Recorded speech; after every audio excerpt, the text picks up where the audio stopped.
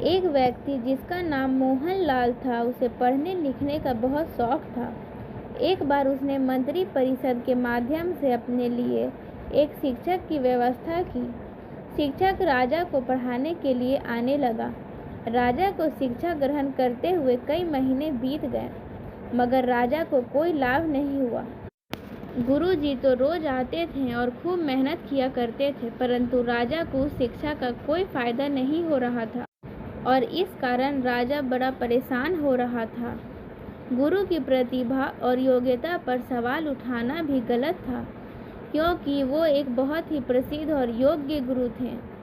आखिर में एक दिन रानी ने राजा को सलाह दी कि राजन, आप इस सवाल का जवाब गुरुजी से ही पूछ कर देखिए। राजा ने एक दिन हिम्मत करके गुरुजी के सामने अपनी जिज्ञासा रखी। हे गुरुवर, क्षमा कीजिएगा, पर मैं कई महीनों से आपसे शिक्षा ग्रहण कर रहा हूँ, पर मुझे इसका कोई लाभ नहीं हो रहा। ऐसा क्यों हो रहा है? गुरुजी ने बड़े ही शांत स्वर में जवाब दिया, राजन, इसका कारण बहुत ही सीधा सा है। गुरुवर, कृपा करके आप शीघ्र इस प्रश्न का उत्तर दीजिए, राजा ने विनती की। गुरुजी ने कहा, राजन, बात बहुत छोटी है, परंतु आप अपने बड़े होने के अहंकार के कारण इसे समझ नहीं पा रहे हैं और परेशान और दुखी हैं। माना कि आप एक बहुत बड़े राजा हैं, आप हर दृष्टि से मुझसे पद और प्रतिष्ठा में बड़े हैं, परंतु यहाँ पर आपका और मेरा रिश्ता एक गुरु और शिष्य का है। गुरु होने के नाते मेरा स्थान आपसे उच्च होना चाहिए, परंतु आप स्वयं ऊंचे सिंहासन पर बैठते हैं और आप मुझे अपने से नीचे के आसन में बैठाते हैं। बस यही एक कारण है कि जिससे आपको ना तो कोई शिक्षा प्राप्त हो रही है और ना ही कोई ज्ञान मिल रहा है।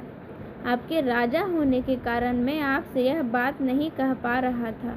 कल से यदि आप मुझसे नीचे के आसन में बैठें और आप अपने स्वयं के आसन से मुझे ऊपर के आसन पर बैठाएं, तो कोई कारण नहीं है कि आपको शिक्षा प्राप्त करने में दिक्कत आएगी।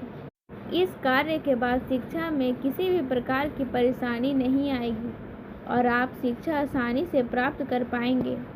राजा की समझ में सारी बात आ गई और उसने तुरंत अपनी गलती को स्वीकारा और गुरु से उच्च शिक्षा प्राप्त की। मित्रों, इस छोटी सी कहानी का सार यह है कि हम रिश्ते, नाते, पद या धन, वैभव किसी में भी कितने ही बड़े क्यों न हों, हम अगर अपने गुरु को उसका उचित स्थान नहीं देते तो हमारा भला होना मुश्किल है।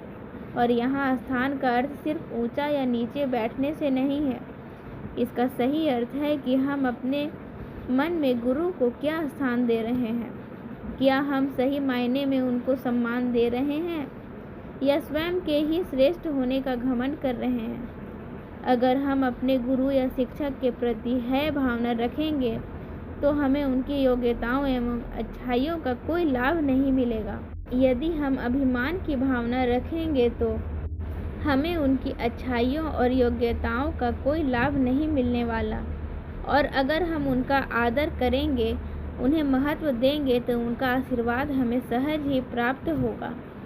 इस कहानी से संबंधित एक दोहा भी है, गुरु गोविंद दोऊ खड़े काके लागू पाऊँ, गुरु बलिहारी आप ही जिन गोविंद दियो बताऊँ। इस दोहे में भगवान से भी ऊपर गुरु का स्थान रखा गया है। इस दोहे में भगवान स्वयं कहते हैं कि मुझे प्रणाम करने से पहले गुरु को प्रणाम करना चाहिए।